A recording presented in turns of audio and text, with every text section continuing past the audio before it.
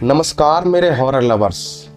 कभी कभी ऐसा होता है कि जिस जगह हम घूमने जाते हैं, एक्साइटमेंट में हम यही भूल जाते हैं कि ये जगह हॉन्टेड भी हो सकती है और हमें यहाँ पे अकेले नहीं जाना चाहिए।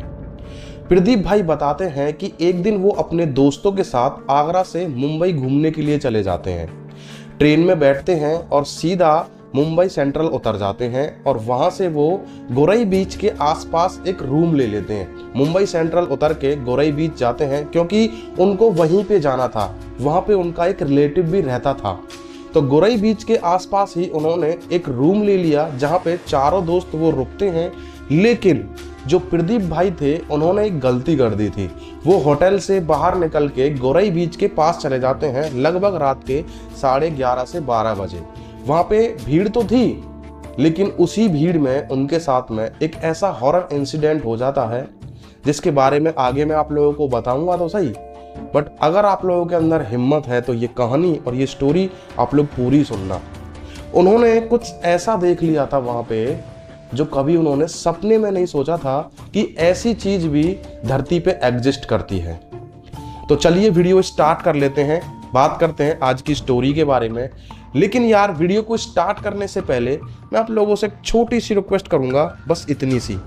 अगर आप लोगों को ये वीडियो जरा भी अच्छा लगता है तो वीडियो को लाइक कर देना, और चैनल पर पहली बार आए हो और आप लोगों को हॉरर कंटेंट, मिस्टीरियस कंटेंट देखना पसंद है तो इस चैनल को आप लोग सब्सक्राइब करके बेल नोटिफिकेशन को ऑल पे प्रेस कर देना। तो चलिए हर बार की तरह शुरू करते हैं। प्रदीप 12th क्लास में पढ़ता है, ज़्यादा एज नहीं है, बच्चा ही है अभी, लेकिन उसको उसके घर से आज़ादी पूरी है। वो कहीं भी आ जा सकता है, रात के 12 बजे 1 बजे कहीं भी आ जा सकता है। माँ बाप उसको कुछ नहीं बोलते हैं क्योंकि 18 से ऊपर होने के बाद में कानून आपको हक देता है कि सारे फैसले आप खुद कर सकते हो, और इंडिपेंडेंट था तो कहीं भी आना जाना कर ही सकता है। तो एक रात वो अपने दोस्तों के साथ पार्टी कर रहा था अपने घर के आसपास ही, अपने शहर में, आगरा में। तो वो लोग प्लान बनाते हैं कि यार एक दिन कहीं घूमने चलते हैं। बहुत टाइम हो गया है, पहले हम वहाँ गए थे, स्कूल की ट्रिप से जाते थे घूमने के लिए, लेकिन कभी भी हम अकेले नहीं गए हैं। अकेले जाएंगे तो हम कुछ भी करेंगे, कुछ भी खाएंगे, कुछ भी पिएंगे, कोई रोकने टोकने वाला नहीं रहेगा। लेकिन स्कूल की तरफ से अभी तक हम गए हैं तो एक लिमिटेड, मतलब हर चीज़ लिमिट में मिलती है। घूमने के लिए भी लिमिट में जाने देते हैं, खाने के लिए भी लिमिट का देते हैं। तो ये बात सुन के सारे दोस्त सोचते हैं कि बात तो सही है, चलो प्लान बना लेते हैं घूमने का। तो उनमें से एक लड़की भी थी, वो बोलती है क्यों ना हम मुंबई साइड चलें घूमने। स्कूल का जो ट्रिप है वो इधर पहाड़ों की तरफ लेके जाता है, शिमला, मनाली, लद्दाख या कश्मीर, कहीं भी। अब की बार हम मुंबई चलते हैं, ठंड का मौसम आने ही वाला है, तो मुंबई में जो टेम्परेचर है वो नॉर्मल रहता है, तो हम अब की ठंड में मुंबई चलेंगे घूमने। तो सारे लोग एग्री कर लेते हैं। लगभग 2 महीने बाद उन लोगों का जो प्लान था घूमने का, वो वहाँ से घूमने के लिए निकल जाते हैं। ट्रेन में बैठते हैं और सीधा मुंबई सेंट्रल पहुँच जाते हैं। अब जो गोरई बीच है मुंबई में, उसके पास इनका एक रिलेटिव रहता था जो इंस्टाग्राम का दोस्त था। इनका बातचीत होती थी फेसबुक पे, इंस्टाग्राम पे, तो उनका ये दोस्त था। ये सीधा उससे जाके मिलते हैं, ऑटो में बैठ के जाते हैं और सीधा गोरई बीच पहुँच जाते हैं। वहाँ पे अपने दोस्त से ये कहते हैं कि भाई हमें कोई होटल में रूम दिला दे और रात को हम यहीं रुकेंगे, सुबह हम कल से घूमना चालू करेंगे क्योंकि अभी तो हम थक गए हैं। तो वो गोरई बीच के आसपास ही उनको होटल दिला देता है और चारों लोग उसी में रुकते हैं। लड़की भी उनके साथ थी, लेकिन लड़की के लिए अलग रूम वो लोग ले लेते हैं। तीनों दोस्त एक कमरे में होते हैं, लड़की एक कमरे में होती है। तो प्रदीप जो होता है वो खिड़की खोल के देखता है तो उसको बहुत ही प्यारी हवा लग रही थी समुद्र की तरफ से। अब ये जो हवा उसको जब लगी थी मुंह पे तो उसको बहुत अच्छा फील हुआ था। ये फीलिंग उससे कंट्रोल नहीं हुई। उसने अपने दोस्तों को कहा कि भाई मैं तो बाहर जा रहा हूँ घूमने, बाद में सोएंगे, 1 आध घंटे घूम के आता हूँ, यहाँ से समुद्र का व्यू बहुत अच्छा लग रहा है। तो वो सीढ़ियों से नीचे उतर के चला जाता है और सीधा पहुँच जाता है बीच पे। वहाँ पे ज़्यादा भीड़ तो नहीं थी, लेकिन हाँ लगभग 50-60 आदमी तो वहाँ पे घूम रहे थे। अब वो बीच पे जाके बैठ जाता है और समुद्र की आवाज़ सुनता है, उसकी लहरें देखता है। अब लाइटों का जो रिफ्लेक्शन समुद्र पे पड़ रहा था वो बहुत प्यारा लग रहा था देखने में। अब जैसे ही उसने थोड़ी सी नज़र उठा के अंदर समुद्र की तरफ देखने की कोशिश की तो उसको कुछ ऐसा दिखा था जैसे कोई इंसान जैसा। उसने मुझे जिस तरीके से बताया है मैं उसी तरीके से आपको बता रहा हूं। उसको इंसान जैसा कुछ दिखा। तभी वो सोचता है कि यार इतनी रात में कोई समुद्र में नहा रहा है, बड़े कमाल की बात है। तो उसने आवाज लगाई, अरे भाई कौन है। तो आवाज उसने दी तो थी लेकिन रिप्लाई में कुछ नहीं मिला। जब वो खड़ा होके देखता है तो एक इंसान जिसके मतलब लंबे लंबे बाल थे, भालू जैसा लग रहा था वो इतना इतना पानी से बाहर निकल के उसको दिखता है। उसे देख के वो एकदम घबरा जाता है और उल्टे पैर ही वहां से भागने की कोशिश करता है। अब वो अपने रूम में जाके अपने दोस्तों को बताता है कि यार मैं अभी घूमने गया था तो मैं वहां पे जाके बैठ गया बीच पे, और मैं थोड़ी देर ही वहां पे बैठा था तभी मुझे एक भालू जैसा इंसान दिखा जो पैरों पे तो खड़ा था लेकिन इतना इतना पानी से वो बाहर था और समुद्र के काफी अंदर था। वो लाइट का रिफ्लेक्शन तो जा रहा था वहां तक, तो लाइट के रिफ्लेक्शन में वो मुझे दिख गया। उसकी काली काली आंखें, भेड़िए जैसे बाल थे। तब वो उसके फ्रेंड हंसते हैं और बोलते हैं कि अरे पागल हो गया है क्या, कुछ भी बोल रहा है, ऐसे हमें डरा रहा है, हम डर जाएंगे। तो उसके दोस्त उस पर यकीन नहीं करते हैं। तभी वो बोलता है कि चलोगे तुम अभी मेरे साथ घूमने, अभी चलोगे, अभी चल के दिखा देता हूँ मैं तुम्हें। तो उसके दोस्त बोलते हैं यार अभी हम कहीं नहीं जाएंगे, हम थक गए, कल बात करते हैं ना, कल चलते हैं, कल दिखाइए तू हमें क्या दिखाने वाला है। तो वो लोग आराम करते हैं, अपने होटल में सो जाते हैं, सुबह जगते हैं। सुबह के टाइम वो लोग होटल में ही नाश्ता वगैरह करते हैं और चारों लोग घूमने के लिए निकल जाते हैं। कभी गेटवे ऑफ इंडिया, कभी ताजमहल होटल, कभी कहीं कभी कहीं। मुंबई में तो आपको पता है बहुत सारी जगह है घूमने की। आखिर में शाम हो जाती है। शाम के टाइम पे उनको रिटर्न अपने रूम पे ही आना था और रूम था गोरई बीच के पास ही। तभी प्रदीप उनको बोलता है कि चल ना प्रवेश, चल दीपक दिखा के लाता हूँ। उसके दोस्त के नाम थे, एक का नाम प्रवेश था, एक का नाम दीपक था और रिया था लड़की का नाम। तो चल मैं तुमको दिखा के लाता हूँ कल मैंने कहाँ पे और क्या देखा था। तो लगभग 7:30-8 बज रहे होंगे। आपको पता है वहाँ पे सूरज है वो लेट ही डूबता है। तो वो लोग पहुँच जाते हैं बीच पे। वहाँ पहुँचने के बाद में टाइम ज़्यादा तो था नहीं, तो वो बोलता है कि मैंने वहाँ पे देखा था उसको, वो इंसान जैसा भेड़िया जो था वो मेरे से लगभग 50 मीटर की दूरी पे था और वो इतना अंदर मतलब इतना बाहर था पानी से और मेरी तरफ देख रहा था बहुत ही भयानक तरीके से। तो उसके दोस्त फिर उसका मजाक उड़ाते हैं कि यार अभी टाइम भी कुछ नहीं हुआ है, तू कितनी भी डरावनी कहानी हमें सुनाएगा हम तब भी नहीं डरेंगे, क्यों डराने की कोशिश कर रहा है। तो फिर प्रदीप बोलता है कि ठीक है अभी हम बीच पे ही यहीं पे ही खाना वाना खाते हैं और रात को यहीं रुकते हैं। तुम थके तो नहीं हो? अगर तुम थके हो तो मैं तुम्हारे लिए एक पन्नी, आप लोग जानते हो ना, बीच पे एक पन्नी बिछा लेते हैं, उस पर आराम कर लेते हैं।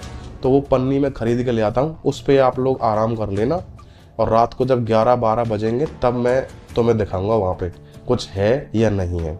नहीं होगा, मेरे मन का वहम होगा तो वापस चले जाएंगे और होगा तो देख ही जाएगा। तो वो एक मतलब कि आराम करने के लिए एक चटाई जैसी पन्नी खरीद के ले आता है और वहीं पे वो लोग खाना वाना खाते हैं और वहाँ पे उनको लोटे लोटे हो गया था लगभग 10:30-11 बजे का टाइम। अब प्रदीप बोलता है कि अब तुम बैठ जाओ सारे के सारे, भीड़ भी कम होने लगी थी वहाँ पे। तो वो लोग बैठ जाते हैं और बैठ के समुद्र की तरफ देख रहे होते हैं। तो प्रदीप बोला था कि इस जगह पे ही देखते रहना तुम, अगर यहाँ पे कुछ दिखता है तो मुझे बताना, कभी मेरा ध्यान ना जाए। तो रिया, दीपक और प्रवेश बोलता है कि ठीक है।